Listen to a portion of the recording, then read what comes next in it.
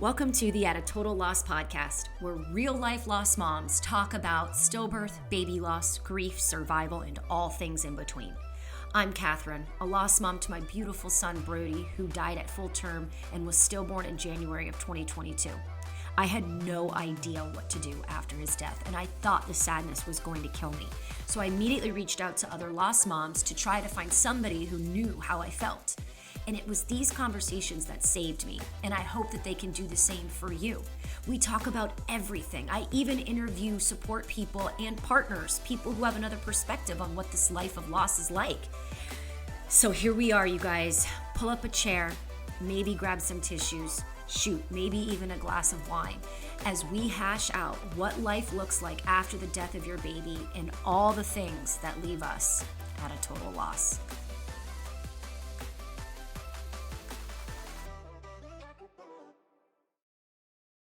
What's up, you guys? So it's Catherine today, just me. So what I'm going to do is basically answer the questions that you guys have been sending me. I've gotten a lot of requests for kind of my background, especially dance and music, because I post so much about that stuff. And I thought, maybe I would just tie up my whole story into one episode. I'm very vocal on Instagram and Facebook. And I think, though, that it takes a little bit to tie it all together if you haven't been following me since day one. And I've gotten a lot of requests of like, where's your story? So I could have had someone interview, but things got all discombobulated. So it's just me. I'm going to hop on. What I'm going to do in this episode, though, is I'm kind of just going to talk about my history, kind of, where I come from. So what I do now makes sense to you guys, like why I have a podcast and a YouTube channel and why I'm so open on social media. And I'm going to kind of take it into my pregnancy, actually take it into my relationship with Michael to give you some background on that, since he's been on the podcast a couple of times. And then I'm going to go into my pregnancy with Brody and then what happened there with his death and his birth, and then getting answers after that. And then I'll probably do another episode on the trying to conceive phase, like realizing we were ready and all that stuff, because I get a lot of questions about that. And then I'll also go into another episode about pregnancy after loss. So none of that in here today, but I got to start somewhere. So I'm going to go ahead and hop on with where I come from. And so this kind of will make a little bit more sense to you guys as to where I'm coming from when I say certain things and do certain things on my social channels. So, again, my name is Catherine. Some people call me Kat. So if you see that randomly in social comments or anything, it's my nickname. Y'all call me whatever you want. I grew up in South Florida, in Fort Lauderdale, Florida. My parents still live there. And my sister, who I'm very close with, she is a year and a half younger than me. She lives just down the street. I currently live in Brookhaven, Georgia. So it's a little city inside of Atlanta. And she is just down the street from me, like about a mile, which has been amazing. And my brother, who I'm very close with, our younger brother, he just moved to Austin for a little bit. So I'm hoping to get out there later this year to meet him. So if you're in Austin, holler. What a great city. I love that place. But he typically lives in Fort Lauderdale, where we're all from. But he just moved there for a little while to kind of just see it, because I think it's such a cool town. I totally want to get to Joe Rogan's new club. I think that'd be so much fun. I love me some Joe Rogan. Right after Brody died, I could not listen to music. So I listened to his podcast all the time. And I still do. Even if I'm in the car, just going to the grocery store, I put it on. It's just entertaining and fun and real. And I just really like his style. So big fan. So I grew up there, and I started as a dancer at 4 years old. And so I trained in tap jazz ballet, of course. And then I went on to competitive dance. So I started going to Orlando, and there were competitions in Miami where we would just perform a bunch of routines and compete against each other. If you guys were ever in the scene, you know what I'm talking about. It was like Star Power, Tremaine, those are still around. It's so crazy.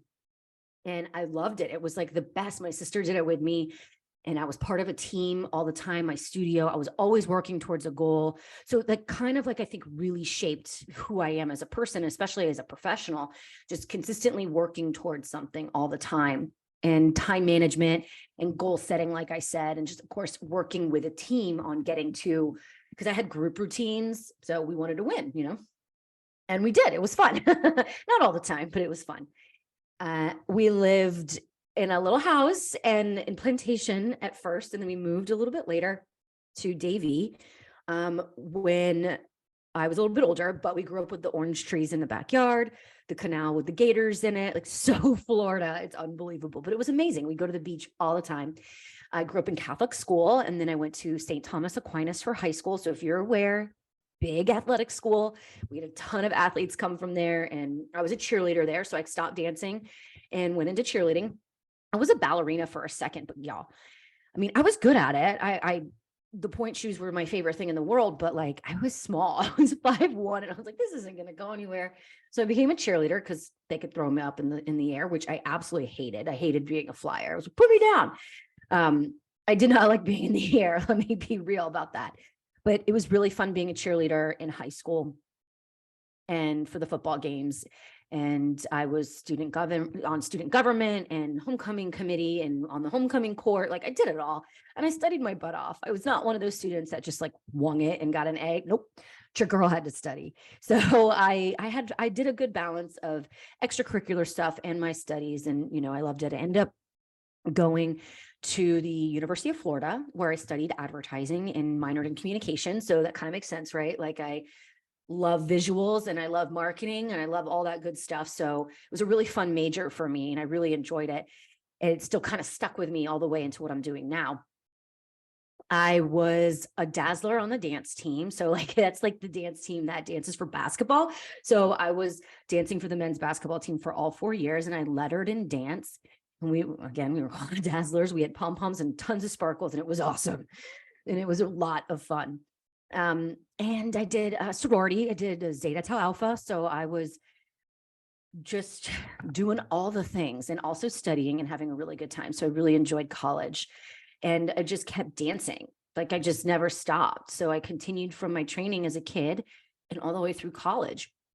I ended up going to an advertising internship where I then kind of like decided that it really wasn't for me, or at least I just didn't want to give up on dance yet. I had so many years and I loved it so much. So I ended up moving back to South Florida and auditioning for the Miami Heat dance team. It was something that I just really wanted to do. And I loved the performance aspect of it and the sports aspect. So it was basically like dancing for college, but just on a professional level.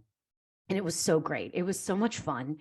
And I met so many incredible people and the performing and all of that. And what was cool is I got an agent out of it. So I started doing commercial work, music videos. And one thing that was really huge is I started doing a lot of hosting. So I would, do like industrials for companies, but I would also do, commercials where I was talking to camera, a lot of hosting events. Like the Heat would let me have the microphone every once in a while. And I would just get on these live events and like talk on the mic. Just something that came super natural for me. With that, I ended up saying, you know what, let me just go to LA for a little bit. I want to try to be a dancer. I want to study acting. I want to do some more commercials and on-camera hosting. Let's go. So I moved to LA for a little bit, where I was a professional dancer out there. I studied Meisner dramatic acting. It was just something I always wanted to do. And then I studied comedy improv, which was like such a game changer. If you guys have ever done it, it's absolutely terrifying, but it taught me how to listen, respond, kind of play off my instincts. It was just such a great training tool. I knew I was never going to be a comedian, but it was just really fun. And I think a lot of professionals actually take the class, which is really good if you're in the professional world, to help you get good at conversation and listening and reacting. So I did that, and I was out there for a while. It was really great. I had a great group of dance friends. Well, it was kind of tough because like we were all auditioning for the same things, but I enjoyed my time in Los Angeles. But I'm an East Coast girl. I cannot lie. I wanted to come back. So I did.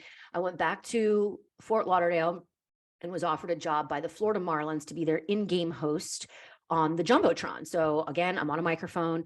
I had an agent. I was doing all sorts of cool things. I was still dancing, but I was working for the Marlins, and I absolutely loved hosting on camera like that in a live setting. And then they switched over to the Miami Marlins. I had that job as well. So that was really fun, just running around, interviewing kids and playing games and interviewing fans and doing, just setting up shots. And like, it was just great. It was a wonderful, wonderful experience. And it got me really hooked to being on a microphone. So what ended up happening was my time in Fort Lauderdale was done. I needed to GTFO. We'll get into that another time. Just needed to get out of there. So I went to Atlanta. My sister was already living here, and I got offered a job to be head coach at one of the first Orange Theory fitnesses that they're opening. So when I was working in Fort Lauderdale, I was doing the Marlins at night, but during the day, I was actually teaching bar and dance and dance fitness classes. So somewhere in there, as I was a dancer, I booked like a commercial for a dance fitness, and they made me kind of like look into like a group fitness certification. And that kind of opened my eyes to like what group fitness was. So or dance fitness was. So I was doing that. So when I came to Atlanta, I started coaching Orange Theory classes. If you're not familiar with Orange Theory, it's just a high energy HIIT style. So high intensity interval training style class, group fitness class. They're everywhere. So if you ever want to try one, hit me up and I'll give you some tips, pointers, and let you know what it's all about. But I loved it. It's treadmills, rowers, TRX, weight floor, and like just high energy music. And it was just so great. And I was really good at it. So I started to become director of talent for several locations. So I was auditioning people and coaches and bringing them in, hiring them and developing them into really great trainers who went on to do really great things. Because just because you're a good trainer is one thing, but you had to be good on a microphone. You had to be good conversation. You had to be good listening, responding, asking questions, things like that. And then also sales, because it's a business. So I kind of was working that whole thing, and it was great. After a few years, they changed hands and ownership, and I ended up going on my own and opening up my own concept studio. I have a business brain. If you guys have ever heard me talk on this podcast, you've probably heard it. My brain is just always thinking about business and always executing on ideas or helping others execute on their ideas. So whenever you hear me talking about like, have you focused your pain into something, that's just my business brain being like, what do you feel like you want to do with how you feel? And it's okay to focus that energy into something that you're good at. You know, what's crazy is that loss, takes a lot from us, especially who we were, but there are still pieces of us that remain. And I'm really happy to still connect with those. And it's really fun to help other mothers like me reconnect with aspects of themselves and not be ashamed to do that. So that's why I'm always thinking about taking your skill sets and turning them into something great, if that's what you feel called to do. So I went and opened up my own concept studio. It was a dance and fitness studio. Something I always wanted to do. And bar was really close to my heart because it was the foundation of dance. So I opened up something called the Bar Scene, BARRE, and I made the front desk a bar. Like the front desk was a bar with like pull up stools and like even like a foot railing. And I served wine, and I had parties there. I had a class called Vixen Workout. So at night it was packed full of ladies doing a club style workout. It was insanely awesome. Like I had club lighting and the speakers were insane. And it was just really fun. And it was me promoting balance. I'll never be that girl that doesn't have the cocktail. I'll never be that girl that's perfectly in shape. I'm never that girl that turns down the pizza. But I was really healthy. So I always talk about that balance between work and play and fitness and health, and doing whatever you want to do makes that feels good. So, and I'm doing that with my grief and my joy. And I think that is a testament to kind of who I am as a person. So I created this business on finding balance. And it was a play on words too, because it was a dance place, ballet, balance. Yeah. So there goes my marketing. There goes my camaraderie. We're getting a team together. We would sit around the bar and we would make connections with each other, make friendships and hook each other up with people. And it was a great community that I created. And so that makes sense now, right? Like why I'm trying to connect lost moms all the time, because I think it's so important to find like-minded people that'll help you in your balance, that'll help you find your grief vibe, will help you find the vibe in life and hold you accountable to a certain vibration that you want to live by. So, and a certain energy. And I think that's really important to me. And that has trickled over into my grief and into my lost life, because I created a business around it. And your girl loves to drink. I mean, I'm not going to lie to you. I really do enjoy cocktails, like not in excess anymore, obviously, but I do. And I will always be that way. And I'm okay with it. But I'm also really into health, fitness, and a clean lifestyle. And I call it the 80-20 rule. That's my balance. 80% of the time, I'm really good, really clean, really healthy. And 20%, I'm not. And that's and I truly think grief is like that too. The life after loss is exactly like that. I'm a big advocate for that, you guys. And there's nothing wrong with finding that balance. Too much of the other thing is not cool. It's not cool. You can't have way too much grief, sorrow, and sadness without any joy, happiness, or fun. And you can't have too much fun, joy, and happiness without any grief, sadness, or sorrow. That balance is off. There'd be something wrong. You have to find the balance between the two of them. And I will say, as my grief has gone, it has been more sadness than joy in the very beginning. And now it's kind of, the joy is kind of a little bit more than the grief right now. If you're watching me on YouTube, you're seeing my hands go back and forth, up and down like a scale. By the way, this is on YouTube if you're listening. And if you're watching on YouTube, it's also for you to just listen on another platform if you want. I'm on both. So I think that finding the balance that works for you is what's really important. So that's what my studio was about. I got super injured. The market got super weird for small businesses and fitness. I lost all the free parking in the location that I was at. Things were not really going good with my business plan. And I was to the point where I could barely walk. I was so injured. I had torn both my hips and had herniated discs. It was just me going way too hard on the paint, guys. I loved teaching. I was teaching 35 classes. I was rocking a microphone. My voice was really bad. I'd had some vocal injuries because I was constantly talking. So, it was time to sell it. Excuse me. And I was like, okay, let's sell it. And I got a great buyer and I moved on. And then after I sold it though, I got to be honest, guys, that was heart crushing. I really loved it. And that's what I wanted to do for the rest of my life. And so giving it up was really challenging. But I will say about less than maybe a year and a half later, COVID hit. So I don't even know if I would have survived anyway, which is such a weird concept that fitness studios were shut down when they were so important. That would have been a horrible time if I had to close because of COVID. So I got kind of lucky. My heart goes out to those that never recovered from that. That was really hard on small businesses. It was hard on a lot of businesses, but small businesses, as far as fitness were concerned, were really hit hard. And so my heart goes out to those who struggled and who just ended up not making it. I was lucky that I was able to sell. So when I sold, I was like, okay, now what? I found a hole in the market, and I realized that I had been doing recruiting this entire time I was in the fitness business. So I was recruiting and helping people get jobs in fitness spaces and fitness businesses, and helping fitness businesses find talent. So I was like, okay, let me make this an actual job. Let me make this a career. So I started doing that full time while doing some side coaching. I went back to Orange Theory just because it was so much damn fun, and created a business where I help fitness businesses find talent and fitness talent find a job. And I love it. I still do it to this day. And I run my own little company, and it's been great, especially through this grief, because I've been able to work on my own timeline. But again, the matchmaking, I see two people with a need and I try to hook them up. And then the best thing ever is when they tell me months later that this was the best thing ever. And they thank me and they're like, this saved my business or this saved my life. And it's just been great. And the fitness industry is super passionate. So this has been a really good thing. And it's something that would make sense to you guys on why I'm so social in the loss space. I just think, again, finding like-minded people is really important when you're trying to achieve a certain lifestyle after loss. And so, the grief space hasn't really infiltrated my business yet. I have kept the two a little bit separate. So if you want to find me, LinkedIn.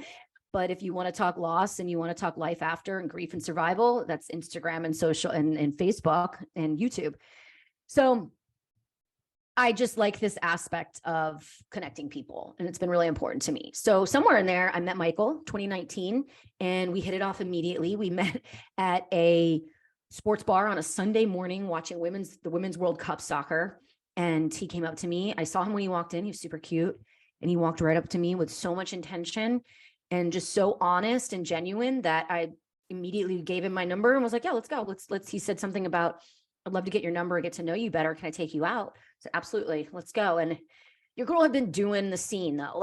To be real, I was doing the apps and I was saying yes to at least a drink with anyone, I was doing the 3-second look, like to let someone know it's okay to approach and say hi, things like that. Like I was single and I had one girlfriend that was my wingman and we just were having a blasty blast, but I was in the right place at the right time that day, feeling myself with some friends, not really thinking anything of anything, in a good place, putting out a good vibe, confidence and happiness and no airs about me. And he was doing the same thing. And we ended up we connected. We ended up going out and the rest just picked up speed really quickly. It was a great romance, really, really fast. We were saying, I love you very quickly into the game. And I think it was because we both we knew what we wanted the end game to be. There were no games. Like there was no, let me make her think this and let me make him wait on this. It was like very like, I like you. I like you too. Let's keep doing this until we don't want to do it anymore. And it worked.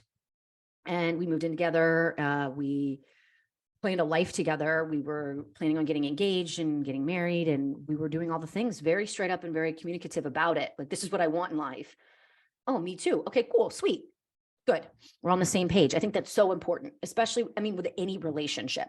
Being on the same page with somebody is just so important. Letting them know how you feel, what your intentions are for the relationship, communicating. And I think that's why we all kind of get tripped up after loss, is because we kind of expect people to know what to do or know how we feel. That's not the case. That's not the case in real life. So why would it be after loss? So that's why I'm a big proponent of expressing how you feel to people, expressing what you need and what you want. They're not mind readers. And then your answer on what's going to happen next is based off their response, right? So even before loss, if I had said to Michael, hey, listen, I'm looking for my partner. I want to get married and have kids. I'm not here to mess around. And his response was, oh, see, I'm not ready for any of that. Okay, well then I have my answer. But his response was, I want those same exact things. Okay, so then we were very clear about where we were at. And I think that has to happen after loss. I think you have to say, hey guys, look, I do want to talk about my son, because let's be real, right? After something as horrible as stillbirth, people don't know if you want to talk about it. They don't know where you stand with it. Because some mothers do not want to talk about it. I know several that don't acknowledge the baby and don't have any intentions to right now. I know, and that's okay. That's their choice. But we, as outsiders, people don't know. Even me, as another lost mom, I tread lightly when I'm approaching a new one, or I've been approached by a new one, because I don't know what their grief vibe is. I don't know what it is. You just have to find out. So I think that being very open and honest with how you feel about people, both the bad intention ones, the bad behavior ones, the good intention ones, the ones in a different phase. I think it's important to be open about what your grief vibe is. And then your answer to what's going to happen next is solely based off of their reaction to that. And that's what I've found. And I feel like that's what I found to also be very true, and based off the conversations that I've had with other lost moms as well. So basically, we ended up getting happily pregnant with Brody. It was a little surprise. And it was wonderful. Michael's always wanted to be a father. And if you listen to his podcast episode, the first one, I think he says it in both the first and the second episode that he did, he's always wanted to be a dad. And I was like ecstatic that this person was going to be his dad.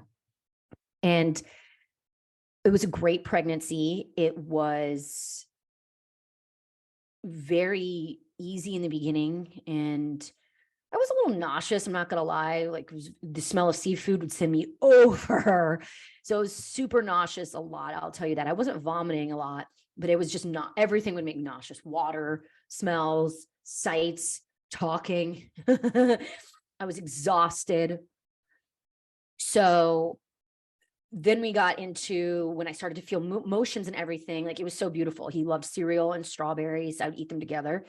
And he would jump at the sound of his dad's voice, and he would flip all the time. He was super active, and it was just wonderful to start to feel those actions. And pretty much everyone around me was pregnant or had been pregnant. Most of my friends went before me, and so they all had at least 2 kids. And so I had witnessed that. My sister has 3, and by the time I got pregnant, she'd already had 3.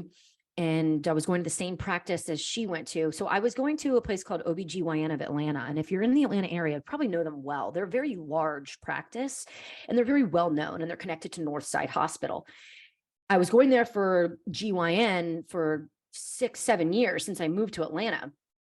And I just was like, okay, well, I'll see them for OB too. Why not? They're my doctors. So I ended up going there naturally, not thinking much of it, but I will say that they were very casual in the way they handled me. It was very like, I've got somewhere better to be all the time. That's kind of the feeling I got in the beginning. They changed my due date from February 1st to February 10th, when my calculations were supposed to be somewhere around February 5th at the latest should have been February 5th. Calculations can be done off of the first day of your last period, ovulation day, and conception day. I had 2 of those 3, and so no calculations at all were making any sense as to how they got February 10th. And I asked them repeatedly, and they're like, oh, based on his size, we're just going to adjust it. I'm like, okay. Me not thinking, and the response mainly was like, oh, it doesn't matter in the end. Well, guess what? It does matter a lot in the end. So if you're listening to this and you're PAL or you are pregnant or hope to be, don't let them mess with your due date, especially not that much. I mean, 3 to 5 days, fine. But that was essentially almost 10, 11 days. That's over a week. That's not, you don't do that. So I unfortunately, I guess, didn't fight hard enough. I trusted them. I mean, they were churning out babies, man. I mean, Northside Hospital in Atlanta, I think, is number 2 for baby deliveries in the country. And in order to work there, you must know what you're doing. So this was a reputable office. First time pregnancy for me, no living kids.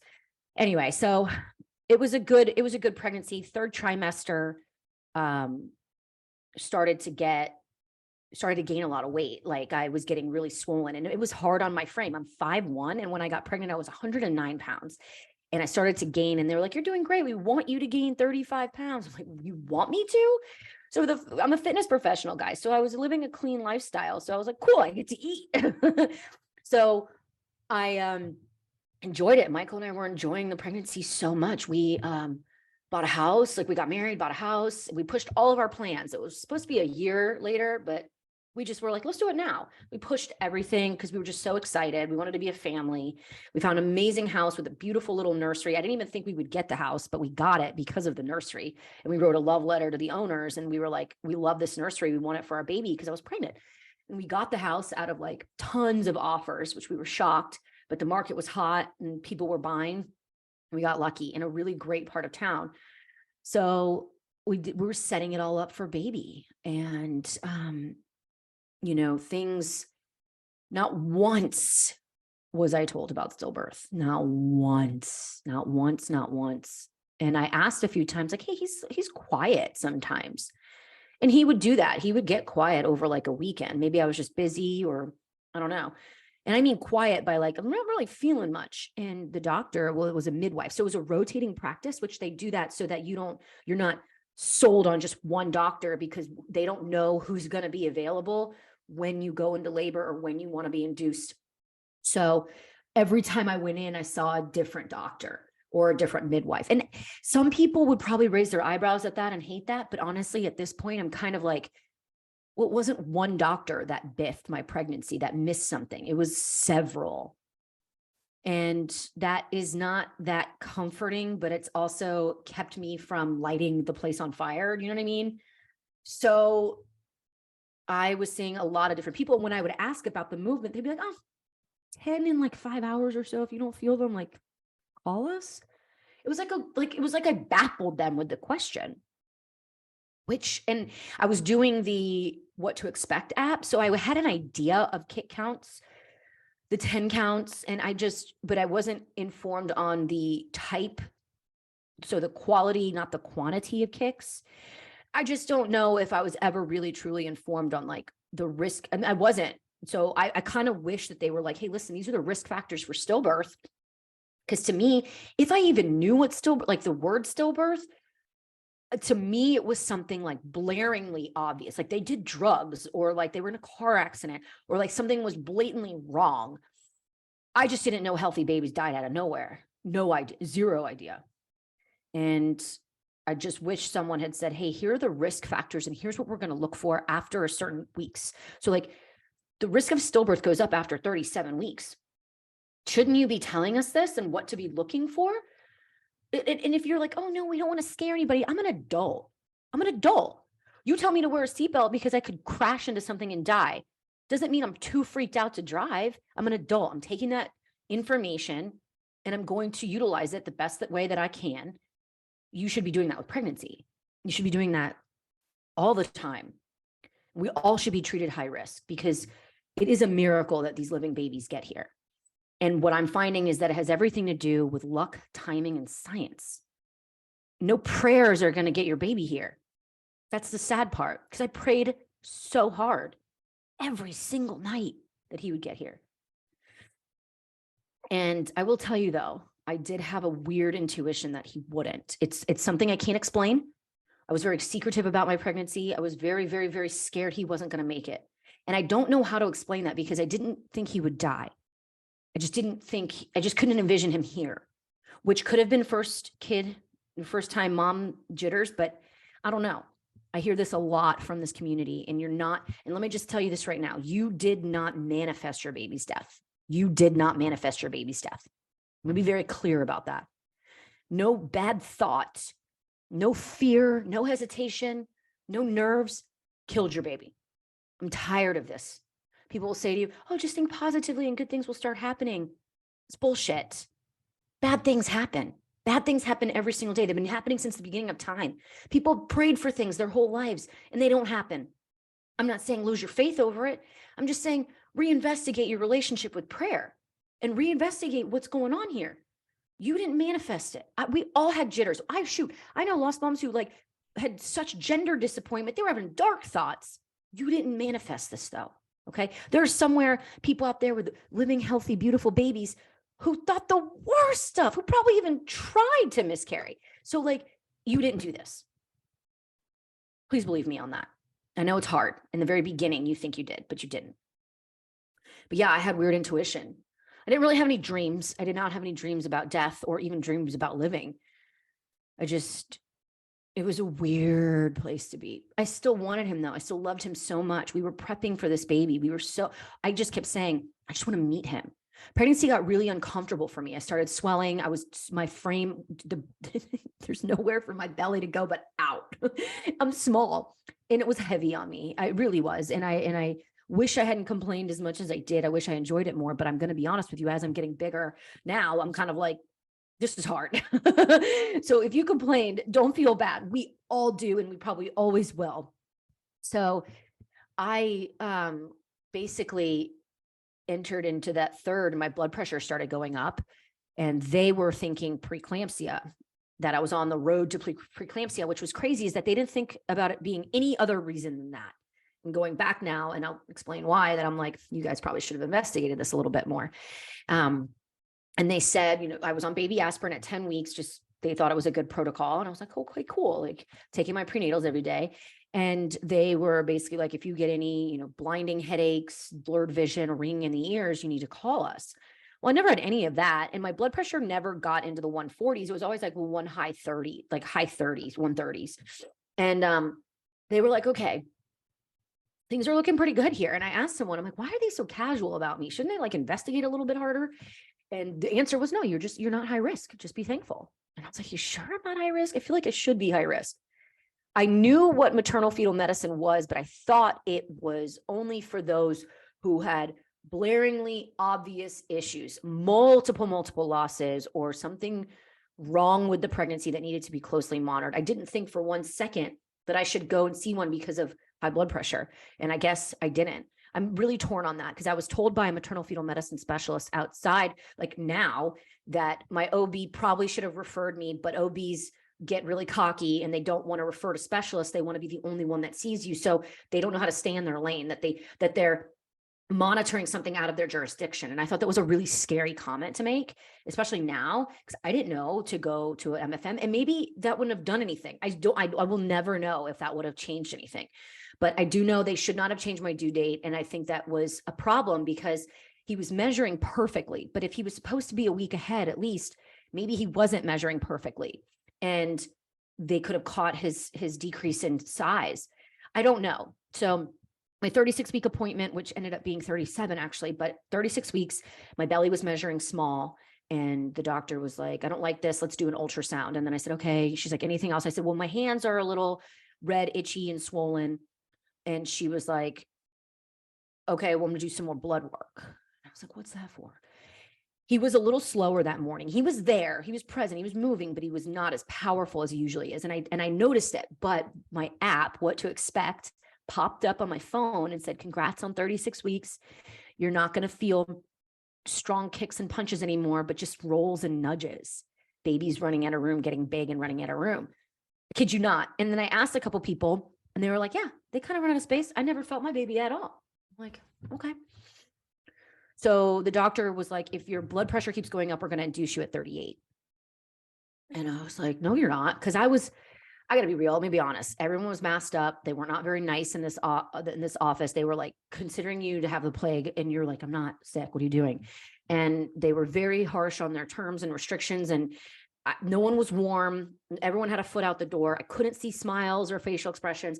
It was just really hard to connect with anybody in that office. And I'm sure that was happening all over the country, everywhere, and maybe even worse in some places. But I was just having a really hard time with that. And I think when 2020 hit and all that nonsense happened with lockdowns and COVID and all that stuff, I really started to deep dive into what was happening and what was going on, and researching a lot, to the point that by the time 2021 rolled around, I was like, I believe nobody. I don't believe anybody. I don't know who to trust. So, I said no to every shot. I said no to a lot of things they were really pushing. I just felt like their intentions weren't good. And I don't like that. That's the feeling that I got. And I don't like the treatment that I was getting. And I just sometimes wonder if it would have been different outside of this era that we were in for these last 3 years. I don't know. I'll never know. But it's just a really interesting experience. I didn't know any better, though. I thought they were all like this. I didn't know that you could go to a tinier practice and have better treatment. I didn't know that. But yeah, the 36-week appointment, I ended up getting back on the ultrasound, and he looked perfect. He was measuring perfect, quote unquote. And amniotic fluid was perfect. Everything was perfect. I noticed he wasn't moving, but I didn't think anything of it. I didn't expect him to be flipping around because I was laying there. I don't know. And she didn't think anything of it. Heart rate was fine, everything. And did some blood work. And I was like so relieved that he was okay that I just hightailed out and checked out. I was like, he's great. I got to go. Because that was terrifying to say your belly's small, you need to do some blood work, your blood pressure's going up, your hands are swollen, we really need to check you for preeclampsia. So the fact that he was perfect on the ultrasound was like such a relief. And I was alone. So I was like, oh, thank God. And I got the hell out of there. Over the weekend, we had a shower, and I really wasn't paying too much attention, but he was slowing down. I just remember him not being as obvious as he normally was, but he had done this before. He had been quiet over weekends before. So I wasn't really that concerned until I woke up Monday and was like, he's not moving. I'm over this. All my friends were saying, it's no big deal. They all do that. So no. So I went in and, guys, I'm going to breeze right through this, but just know that no matter how far out you are from loss, this part of the story will never, ever, ever, ever be easy to tell. Never. Your eyes will well up with tears. It's gotten easier, quote unquote, for me to say this because I've said it so much, and I've actually done a lot of trauma work on it. But you will always have trouble telling this part of the story. I called and said, he's not moving. I need to come in. They said, okay, come in immediately. I went on to an NST, which is a non-stress test. If you haven't had one, it's bands around the belly that are going to monitor movement and heartbeat. And the two nurses were claiming the machine was broken, and they put me on an ultrasound. And the same tech that saw me a couple days before was like, what are you doing here? I just saw you. Whatever, let's check you out. And she was the one that broke the news. She said, oh, Catherine, there's no heartbeat. And when they say that, you're like, okay, well, find one? What does that mean? And she said, he's gone. And I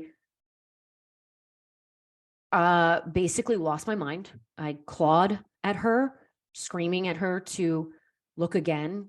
And this can't be happening. Just kicking, flailing to the point they brought in nurses to pin me down. I'm alone. Michael dropped me off at the front because they wouldn't let him in because of their stupid rules. And I was alone, and I said, I'll be right back. It's no big deal. I thought they were just gonna be like, we got to deliver you immediately. Something's up. I didn't think for 1 second he was gone. The midwife came in. I'm still screaming. And I said, I'm screaming no.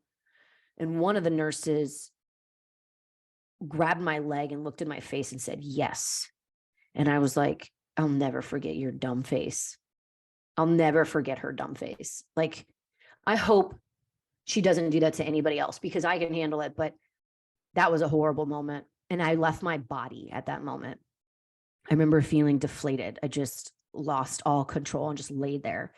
The midwife said, I'm so sorry this happens. And I said, what did I do? Did I kill him? And that was the first thought. I don't know about you guys, but that was the first thought. Did I kill him? What did I do?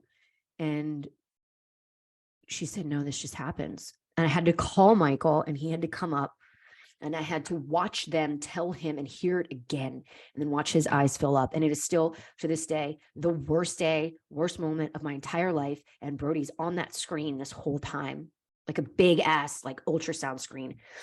And so then they got us out of the room. God knows, I don't know if anybody could hear me screaming in there. Well, they left Michael alone, Michael and I a little bit. I just kept profusely apologizing. I'm so sorry. I'm so sorry. I did this. It's my fault. So you guys understand the depths of that despair. And then I went into shock. Clinical, by definition, shock. I floated down the hallway, was sat in an office, handed a pamphlet about induction and delivery. And I looked at her and I go, what do you mean? She said, you have to deliver. And I was like, what? I don't know why my brain couldn't process that now I had to deliver him. I walked out the front door for all to see. No back door, no escort. Fuck that office, man. The more I think about them, the more I hate them so much. I mean, they treated it like it just happens all the time, which is weird because later on they told me it's like getting struck by lightning. So I floated to the car, don't remember driving home at all. I got to the house. My mom and my sister were just down the street. They knew that I had gone to the doctor. I said, you need to come over. They rushed over. I had to tell them in person. Horrific to watch your mom and your sister get that news. I still think they're processing what that moment was like for them and for me. And we all went into go mode. I had to wait 8 hours for a bed. They said, wait until the hospital calls you for a bed. Are you shitting me? I couldn't tell you what I did for 8 hours. I mean, I know I vomited. I didn't cry a lot. I think I stared at friends for the 8 hours. My mom and my sister packed my hospital bag. Well, they unpacked it and repacked it with God knows what do you bring to deliver a baby that's not alive. They didn't know. So my sister remembered that her best friend had a best friend that went through this. And her name's Heather. She's on my podcast if you want to listen. My sister is also on the podcast too, if you want to hear the perspective of a lost support person. She's my closest support person outside of Michael. And my mom is even on the podcast. She did a Christmas episode because they've been so insanely helpful. And I think their perspective was really helpful for other people to hear kind of how they navigated it. And my sister started making calls like, what do I do? How do I help Catherine? And so Heather got on the phone with her. I was like, this is what you do. You pack this, you pack that, you give her this, you make her do the pictures, you make her do all these things. So Christine was like, holy shit. My best friend knew that this was happening. She actually contacted Sarah from episode 3. And then we just did a Lost Life episode because she'd seen Sarah post on the Mom Posse of Facebook group here in Atlanta, like years prior. And it stuck with her. And she messaged her and she was like, oh my God, this is happening to my friend. What do I do? So Sarah and Heather were telling them both what to do, which I will forever be thankful for, because shame on the damn hospital and the damn doctor's office for, instead of handing me a pamphlet on how to induce and give birth, it should have been, this is how you navigate the death of your child and about to have a stillborn. The fuck is going on? Like, anyway, I'd say excuse my language, but if you've been listening to me, this is how it is. So went to the hospital, finally got induced. They gave me a ton of medicine, vomiting everywhere. Was in so much pain. They stabbed me in the thigh with morphine, which, by the way, that shit is great. And they did give me a bottle of it to come home with. And I was like, should you be doing this? Which I didn't take, but it was great. And the whole night I just watched Friends. I just watched Friends stoic. Like, I don't even remember crying. I was in complete shock. My mom and my sister got Brody's onesie and his swaddle. If you've seen any pictures of him, his beautiful black and white swaddle with hearts on it, and his wolf, his little stuffed wolf. His name is Malachi. It was a gift from my mom. And that wolf is in every single picture with Brody. It's such a huge part of Brody and this family. And wolves remind me of Brody so much because of this little stuffy. So that's who Wolfie is. That's who Malachi is. His name is Malachi. It's the precious moments he came with the name Malachi. And it just reminds me so much of Brody. It was so special. They brought all those things. And then, you know, it was time, exactly 24 hours after we found out he was dead, he was delivered. I put on nature sounds because I didn't want to have any music associated with this horrific time. Like, I didn't want to get hit by like Bruno frickin' Mars and like Publix and be like, and it would take me back. Not that I'm a fan, but it was like, you know what I'm saying? So we had like nature sounds, which was wonderful. 9 pushes, but it was 8 pushes. And then I realized if I push one more time, it's over. That was really hard, you guys. It was really hard to push that 9th time. I didn't want it to be over. He'd be out of me and it would be done. And I didn't want that to happen. So I don't know if that happened with you guys, but that is a real thing. They swept him off, cleaned him up, handed him back to me in a swaddle. And it was the most surreal moment of my life. He was so beautiful. I've always wanted a son. So beautiful. But also he just didn't look alive, which was really hard to digest. And if you listen to my episode with Farrell, I dive into that about how he just didn't look alive. And it was hard to absorb that moment because you want to remember it the rest of your life. But it's also so hard when you're like, I don't want to remember him like this. It's such a hard moment, guys. And there's like no one navigating this at all. I mean, like, I held him as long as I could. Michael took him for a little bit. He was so teeny, 5.5 pounds, 4.6 ounces, which is not that teeny for 36, 37 weeks. So it didn't seem weird to me. And the bereavement care came in. So Northside Hospital has something called Heartstrings. I'm actually going to have the manager on here very soon. And they're a great group that helps handle this and navigate this. The only thing I wish is that they were a little bit more pushy on video. I do wish we had more video. Thank God my mom took a ton of video because you guys know it's so weird. Like, I snapped one picture on my phone and I was like, what the hell this is so wrong. Like, respect Brody. Like, no, this is so weird to take his picture. But I'm so thankful because I do have a lot of photos that the family took. The hospital was being so stupid over the stupid rules. So they would only let my mom and my sister in with Michael. And then my nurse, well, no, they only let Michael in. My nurse was like, this is ridiculous. They all need to be here. So she ushered my sister and my mom in. The charge nurse was kind of being a jerk that day. And then they got Michael's parents in. And then my dad had to sneak in and they were like calling security on him and stuff. But he was like, I need to be there. I need to be in there with my daughter, you know. And then my brother and my brother-in-law got turned away at the door and they would not let them in. And it was just like, it's so heartbreaking. So, but I'm lucky that who got to meet Brody was there. We had a chaplain come in and do a little ceremony.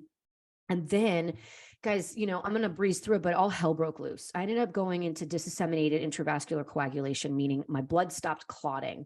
And all my ports were spewing blood and I ended up gushing blood and losing 70% of my blood capacity.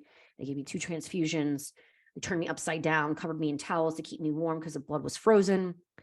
The fluids I had in me were flooding my lungs and my vocal cords. So I got pneumonia and I lost my voice. I had an allergic reaction to the blood. So I broke into full body burning, hives and itching. They had to give me Benadryl. My priest came in to say prayers over me, which was so intense to look into the eyes of my priest who had tears in his eyes and was like, I can't even tell you what he said, but he said a prayer over me. And I was like, it started to hit me that, oh, this isn't good. This isn't good. Am I dying? I'm dying. They'd given me a Xanax. Thank God. So I would have flipped my shit because I'm upside down. They shove a Jada, trying to get my uterus to contract, I guess. Shove a Jada in, didn't work.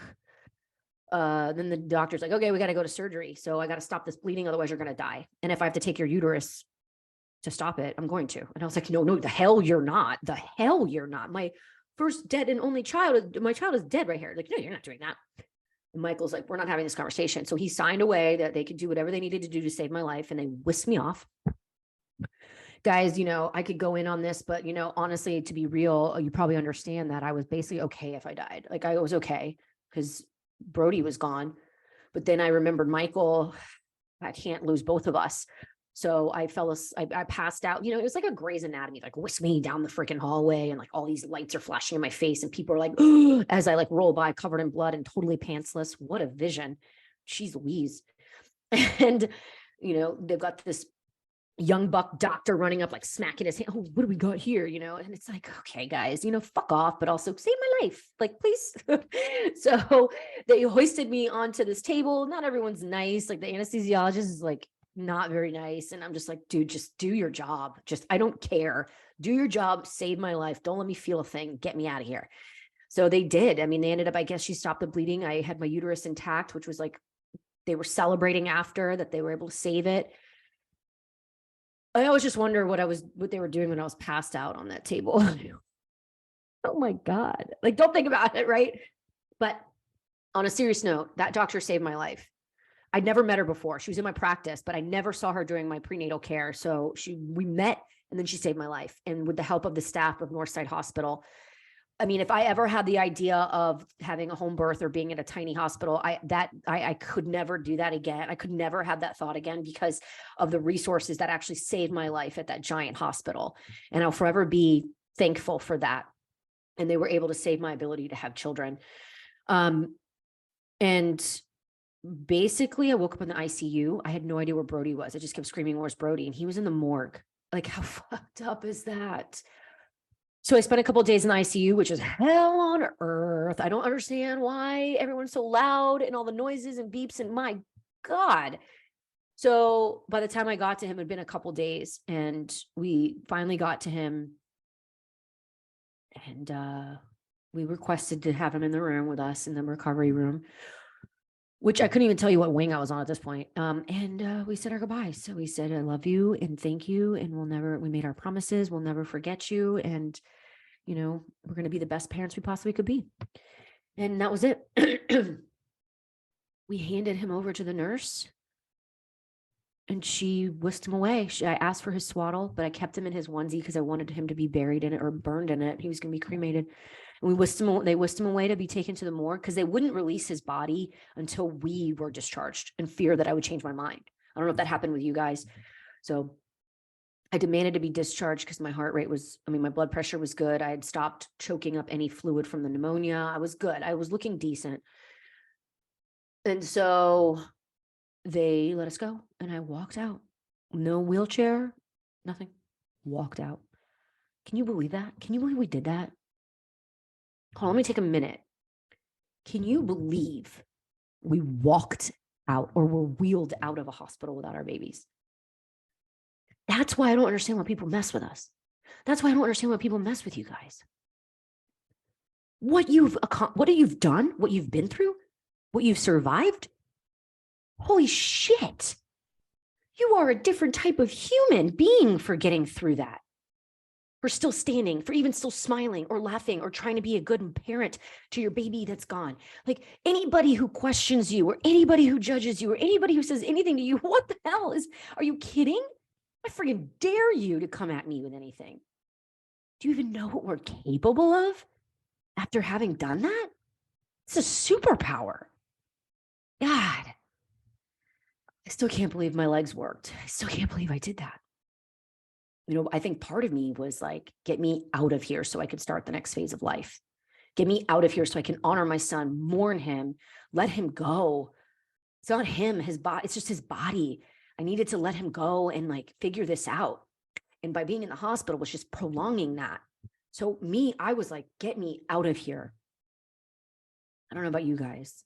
Don't feel bad if that's how you felt. I mean, we answered all the questions. We ordered an autopsy. We ordered placenta pathology. We ordered the funeral home, and I couldn't handle my dad handled the funeral home. Thank God that we had people around us that were picking up things to do. Like, let me handle this. Let me handle that.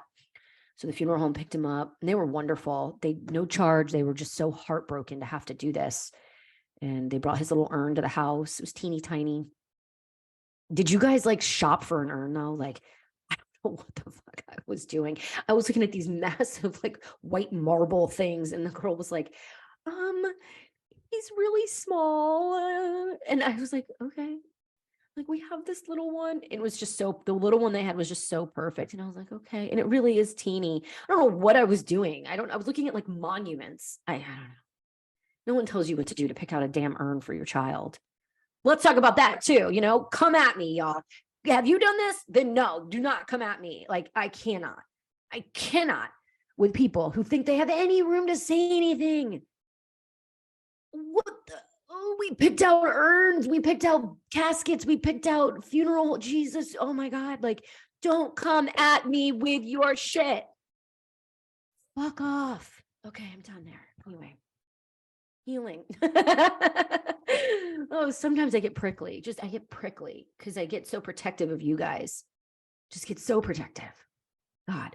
Okay. So what I'm going to do now, guys, if you need to take a break, I'm going to just go really into like what happened next with me, how we got here. And then, we'll do a continuation later. But so what happened in the days after is I just started to physically heal. Like, I had to heal from the vaginal delivery. I had to heal from the high blood pressure. I ended up going back to the hospital the next day because I got into really high stroke level blood pressure. So that was fun, going back to the hellhole, but whatever. My goal in the first few days after was to get physically better. Okay. I was having some sort of like addiction to like Xanax, and like I had to get off of it, and like some crazy stuff was going on. The blood pressure medication was making me throw up, and my head was hurting. And so I had to figure out physically how to get better.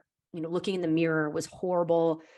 Still had a baby bump. He was gone. Like, you guys know how freaking awful those first days were. So I navigated the best I can and had a wonderful support system in my family and my husband. And then, we had the meal train, we had all the food and everything. And I was just like, what is this effing life? Like, when am I going to wake up from this shit?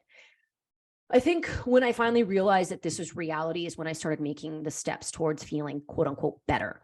I started reaching out to lost moms. I reached out to 3 of them on the phone who lived in other states, and then one of them here who then introduced me to 2 more.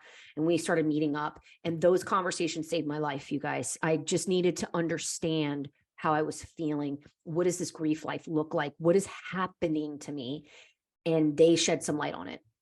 And that's why this podcast even happened, was because the conversations with lost moms, if I just thought like, if anybody could listen to us, it might help them just overhearing what we're saying, because this is such an odd life that nobody knows what to tell you unless they've been in it. And I had so many questions. So I started therapy almost immediately. I found a therapist who also experienced the death of a baby. So it really helped to have that camaraderie and that understanding without really having to explain myself. So I got really lucky with that therapist. And I also went to trauma therapy to handle the day that he died. Like, it was too crippling to go over and over again what happened to him in my mind. Even it was so crippling, I needed some help. Like, I needed some trauma help.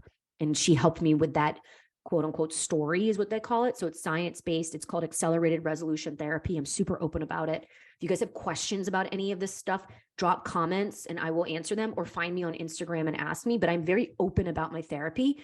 Super important. I mean, it started with the military who had PTSD because they didn't have time to do talk therapy, which is a desensitization over like years.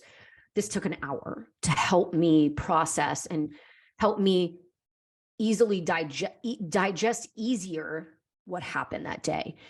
And I've had another session since then to help me with the delivery because it all comes in phases. So it's super helpful, but I did that immediately. We went on a trip home to Fort Lauderdale. Don't recommend that. Do not go, take a trip, but don't go to a place that you were pregnant and or happy and or that you knew previously. Go somewhere you don't know. We went to Egypt and Greece a few months later, which was the most amazing trip. Like, I brought my grief with me, but it wasn't the forefront. So it felt really nice to have it take a little bit of a backseat and enjoy time with my husband, because at this point I was still trying to be a good wife and a good partner, and to show up for him, and to show up for my friends and family, and to show up for myself every day. That was really important to me too. Like, even if I didn't feel like it, to just do one thing that showed up for myself or for somebody. So I started getting the urge to help others based off my experiences, just to kind of talk about it out loud. So I revamped my Instagram, I think in July. And then I launched the podcast. I told the 3 friends here that I have, I was like, hey, I'm going to record our conversations. Is that cool? And they're like, yeah, totally. They're awesome. And I threw them up. I figured out how to do a podcast. I threw it up. And then now 40 something episodes later, I have no intentions of stopping. And it's helped so many just know they're not alone. So I think what you guys are seeing is essentially who I am as a person, just taking on a different kind of content, different kind of vibe, different kind of industry. And I have so much to say, and there's so many things I want to do to help this community, especially the stillbirth community, because I know it so well. I am one, and I think there's so many phases and nobody really knows what to expect. So even just telling you, hey, like, this is normal for you to feel that way. Oh, absolutely. We all feel that way. That the weight that takes off of you. While I was in the middle of doing all this, I refused to believe that my son was perfect. So we got the clean bill. We got a very perfect autopsy and a perfect placenta pathology. But my doctor insisted that I do some more testing for blood clot disorders, which I found weird. If he was perfect, then what are you testing me for? She said, there's always a chance that a clot killed him. I'm like, okay, what the fuck? So then I found out that I do have factor 2 prothrombin gene mutation heterozygote blood clot disorder, which means I'm 4 times likely for a clot. And as you guys know or don't know, pregnancy makes you more susceptible to clots. Yep, it does. So that was great news. And I asked her, why the hell didn't you test me before I was pregnant or during? She's like, well, we usually don't test for it unless you've had significant losses. And she's like, and even now, there's no real proof that he died of a clot. So I'd still wouldn't treat you. My hematologist said the same thing, and an MFM said the same thing. What the hell, man? That should be a standardized test for all pregnant women, all of us. That could have made me high risk. That could have made me go to a specialist. That could have changed the whole trajectory of this pregnancy. It's infuriating. It's a simple blood test. Insurance has been charging me more now because they're saying it was unnecessary. The test was unnecessary. I've handled it, but are you kidding? That is a 100% necessary test. I have so many questions, and unfortunately, I don't tell you that loss makes you spiral into what's really going on around us, and it's a gross, ugly place. And now we'll talk about that another time. So if you have not gotten tested for one of these and you've had significant losses, please go to get tested. And even if you don't have a blood clot disorder, it has been shown that Lovenox injections, a blood thinner that I take every night to prevent clots or to help thin the blood, could help with recurrent miscarriage. It could help. And those new studies are out, and I'm going to talk about that further somewhere else. But I then sent all his placenta pathology to Dr. Harvey Kleiman, who's also on my podcast. Really recommend that you listen if you're still thinking about getting answers. And he diagnosed Brody with a small placenta and with a cord compression. So he said the placenta didn't kill Brody, but the cord compression did before the placenta could, which is insane to me. What? So I don't know. All they'll do is say these are potential causes, not cause. Like, well, there's no way to really know. I also had COVID at 10 weeks. COVID, the virus and the vaccination, they all target the placenta. The placenta is wrapped in a certain protein that the virus attacks. And this is Dr. Kleiman says all this in his episode. So, but it did not show that there was any infection on the placenta. We are now going back though, and we're reinvestigating that because new evidence is showing that it could have a bigger effect. We don't know yet. A lot of these things are going to come out in the future. And there's so many questions on what actually happened and what's going on. So if you have any questions about that, please let me know. I'd be happy to point you in the direction. Dr. Kleiman, his information is on his episode. If you want to listen to it, it's also on my YouTube channel as well. Just scroll a little bit and you'll find it. Finding answers was really important to me, not only just because I needed to release blame. I needed to kind of close that chapter on his death. I needed to know, I mean, if anybody around you was murdered, you would like to know how they died and where they died and who did it. Or if somebody dropped dead, you'd want to know why.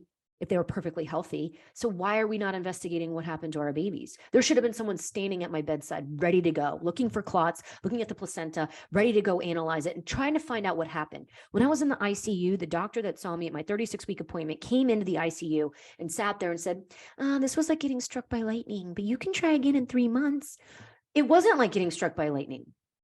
I'm 1 out of 160 women. Are you kidding? That's not a small number, you guys. That's a big ass number. There's 23,000 of us a year and growing in the US that suffer from this. And majority of them are after 35 weeks. So what is going on after 35 weeks that we are not seeing, that we are not looking at? The placenta is a massive thing. So I'm having them monitor placentas from here on out, and I'm making sure we're monitoring the growth, and we're monitoring this, we're measuring, we're making sure we're looking. And it's unfortunate that I had to go through this to get this kind of information, but here we are. Getting that information was hard. I started to place blame elsewhere. I got angry again. It was another phase, but I'm really happy I did it, especially moving forward in future pregnancies, kind of understanding what I'm working with and how to prevent it from happening again, because it can happen again. If there's a reason for the first one, you just don't know what it is, and you don't go in knowing. And Brody's the most beautiful and most special thing that's ever happened to me. I mean, we started a charity under his name called Raised by Angels. We had our wedding anniversary is October 15th. Can you believe that? So on Pregnancy and Infant Loss Awareness Day last October, we had a big event, a big launch. And our hope is to help parents after loss in the grief and the bereavement and the moving forward. And so we did that in his name. This podcast was launched. The YouTube channel was launched. I have other things in the works that I want to launch. And all of this is just to help others feel less alone, to help others navigate this new reality that nobody wants to talk about. So I'm here for you guys. And this story is still continued. This isn't the end of it. This is just where I came from and how I got here and where I hope to go next. So part 2, 3, 4, and all others will be coming up soon. But I hope this sheds some light on my story and what happened and what I plan on doing moving forward, what I hope to do with Brody's memory. And what I do hope to do is continue talking about that first year after loss and how I navigated it. So if you don't follow me on Instagram, and I do post on Facebook. I always forget, but it's there. Go follow the podcast page on Facebook. My posts are there as well. And then of course my YouTube has majority of my posts or my podcast episodes, the videos of them are starting to go up. So my goal is to help people navigate this the best way and just give them my experiences. And, I don't want to tell you what to do, but I'm just going to tell you what I did in hopes that it helps. I cope with humor. I like to have a good time, but I like to honor my son. I grieve and I laugh. I do it all. And I'm trying to navigate this the best way I can. And I appreciate all of you who've supported me, who checked in on me, who continue to cheer me on, because I'm doing the same for you. I'm cheering you guys on the best way that I can from afar. And this is all for you. This is all for Brody. This is all for your babies. I made a promise to him that I would help the mamas left here on earth. And this is the way that I can do it. So just understand how beautiful you are, how strong you are, how powerful you are. You don't want to be in this life, but you are still standing and you're doing the absolute best that you absolutely can from here. Parenting a baby that's gone, surviving, navigating, and being the best version of yourself once you start to get to know who that is. Because we're all different now. But I see you. I am you. I'm here for you.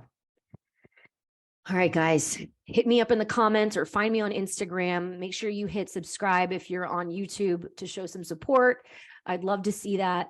And if you're on any podcast platforms, make sure you hit like or share it with somebody you think might benefit from this story or any of the other stories that you've seen. Hit me up with questions. My website is catherinelazar.com. My Instagram is the Catherine Lazar on both Instagram and Facebook. And I'll be looking for those messages every day. And if you have any comments, feel free to drop them and I'll get them answered for you, or I'd love to hear your story as well. All right, guys, until I see you again, take care of yourself, mamas.